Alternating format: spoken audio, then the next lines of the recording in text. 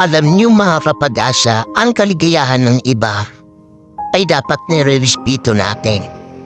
May kanya-kanya naman tayong kapayapaan sa buhay. May kanya-kanya tayong katahimikan sa buhay. Pag masaya yung ibang tao, dapat nire-respeto natin yun at wag na nating pinapansin. Kasi minsan may mga ibang tao dyan na kapag masaya yung isang tao sa kanyang mga post is parang bigla-bigla na lang nagbabago yung timpla ng kanilang pag-uugali. Pag masaya yung tao, ayaw na nilang pansinin. O kaya ayaw na nilang bigyan ng pabor. Kasi naiinggit sila na mas masaya ka kaysa sa kanila. Dahil yung hindi ka naman dapat kinaiinggitan dahil simple lang yung pamumuhay at walang-wala ka nga. Yun lang ang meron ka. Yung masaya ka na kahit sa